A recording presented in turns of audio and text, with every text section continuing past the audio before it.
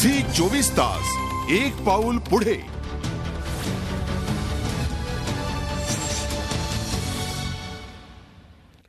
ब्रेकनंतर स्वागत. मोठ्या प्रकल्पांमुळे एका शहराचा विकास तर होऊ शकतो, पण त्यानं संपूर्ण गावही उद्ध्वस्त होण्याची भीती असते. एक संपन्न गाव देखील लयाला जाऊ शकतं. विकास करताना गावाचा आणि तेथील रहिवाशांचा विचार केला नाही तर त्याचे किती भयंकर दुष्परिणाम होऊ शकतात याचं जिवंत उदाहरण म्हणजे नागपूरचं शिवणगाव. पाहूयात काय आहेत या गावाला समस्या. एकेकाळी भरभराट आणि संपन्नतेचं प्रतीक असलेल्या या शिवणगावची आज दुरावस्था आहे. गावात अनेक मोठे प्रकल्प आले असून सुद्धा या गावाची ही अवस्था का, हा प्रश्न सर्वांनाच पडणं स्वाभाविक आहे. नागपूर आणि आसपासच्या शहरांसाठी उपयुक्त म्हणून शिवणगावला केंद्र आणि राज्य सरकारचे मोठे प्रकल्प आले. नागपूरच्या या शिवणगावात सर्वप्रथम विमानतळ बांधण्यात आलं आणि त्यानंतर सुरू झाली प्रकल्पांची मालिका. काही वर्षांपूर्वी राज्य सरकारनं तिथं मिहान प्रकल्पाची घोषणा केली.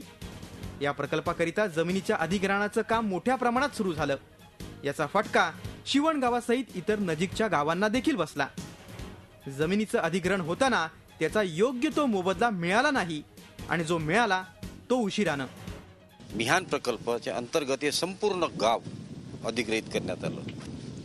ह्या गावात आम्हाला असं वाटत होतं की सरकार घेत असताना शेतकऱ्यांना काहीतरी एक मोबदला द्यावं, त्यांना त्यांच्या परिवाराला म्हणजे सोशल मॉरल एक सपोर्ट मिळावं. पण इथे आम्हाला शेवटी म्हणजे आमच्या हक्कासाठी 10 वर्ष झगडा करावा लागला आणि आज कुठे हे गाव झगडा करून काहीतरी सरकारकडून वधून घेत आहे.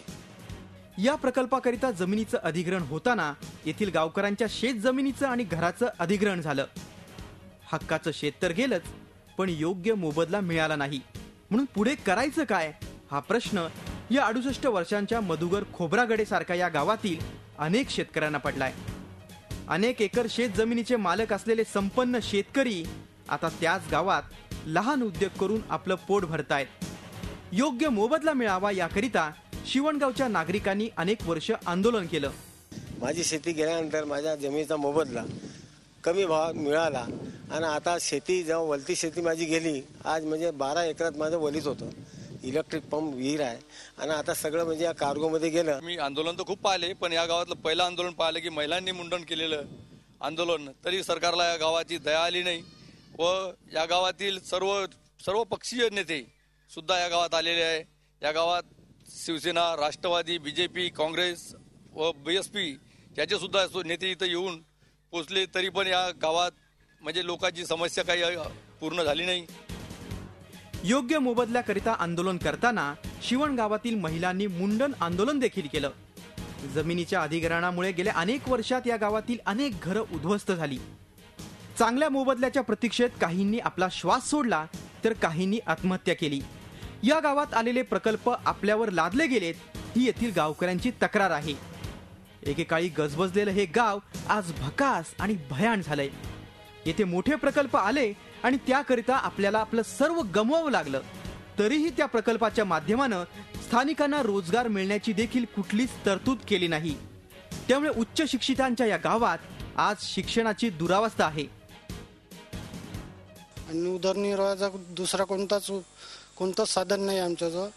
तरी आमची अशी अपेक्षा आहे की सरकारने योग्य मोबदला, वाढीव मोबदला आणि 12.5% जमीन ह्या सर्व आणि पुनर्वसन ह्या सर्व गरजा आमच्या लवकरात लवकर पूर्ण केल्या पाहिजे आणि चांगल्या रीतीने केल्या पाहिजे अशी आमची अपेक्षा आहे. सगळेच शिक्षित आहे, उच्च शिक्षित आहे.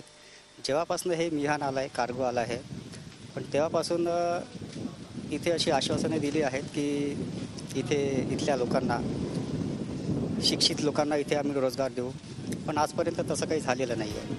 राज्य सरकारनं या गावाला योग्य मोबदला देण्याची घोषणा तर अनेक वेळा केली, पण जोवर हे आश्वासन पूर्ण होत नाही तोवर शिवणगावचे गावकरी सरकारवर विश्वास ठेवायला तयार नाहीत. कारण सरकारच्या आश्वासनावर आता शिवणगावच्या ग्रामस्थांचा विश्वास नाही. याला कारण गावकरी अनुभवावरून नक्कीच शिकलेत.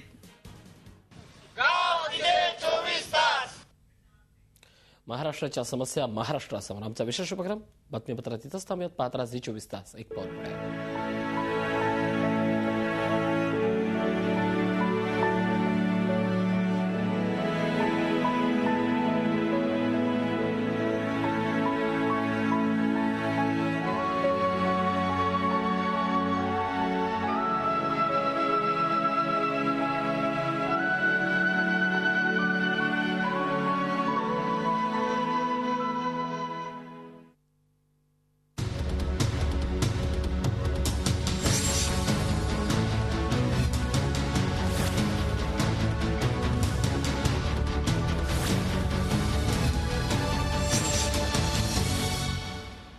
झी 24 तास, एक पाऊल पुढे.